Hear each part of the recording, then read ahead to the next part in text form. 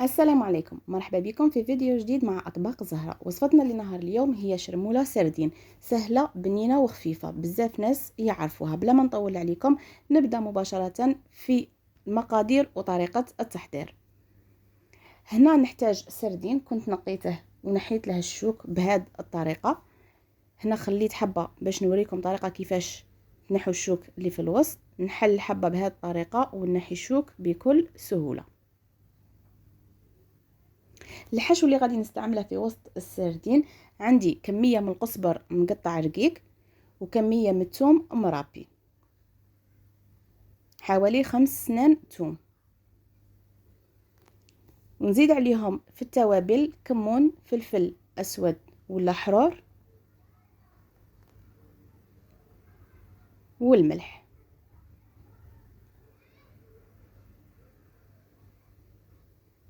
ونلم الحشو نتاعي بالخل، حوالي 2 ملاعق كبار خل.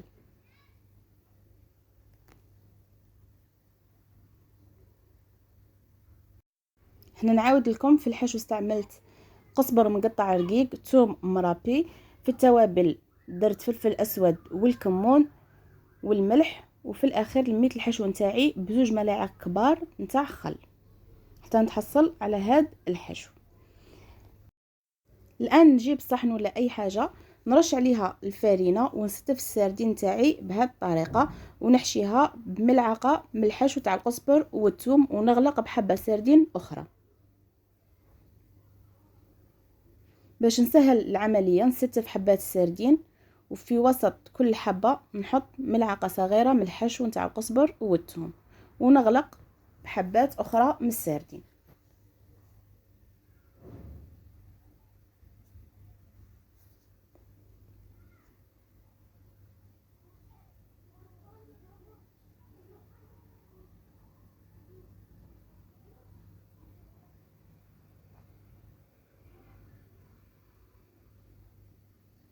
وفي الاخير نزيد نرش الحبات بالفارينه باش ما يلصقوليش.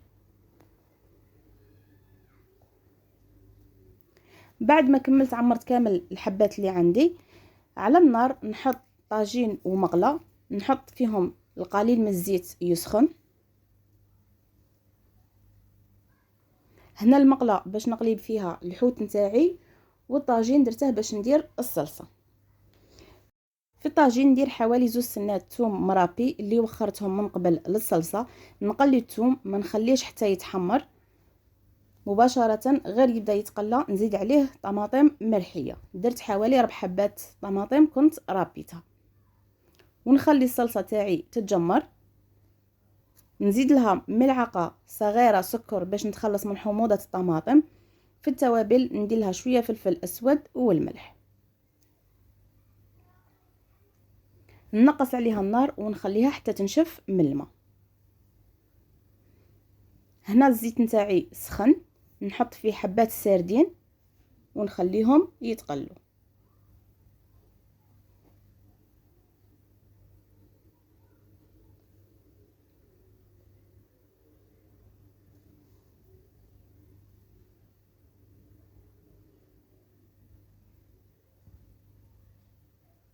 بعد ما يطيبوا حبات الشرموله نزيد نقلبهم على الجهه الثانيه باش يطيبوا.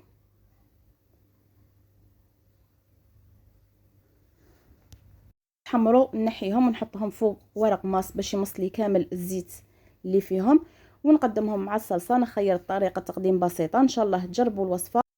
بارطاجوا الفيديو لحبابكم باش يجربوها. الى وصفه اخرى، دمتم في رعايه الله وحفظه. سلام.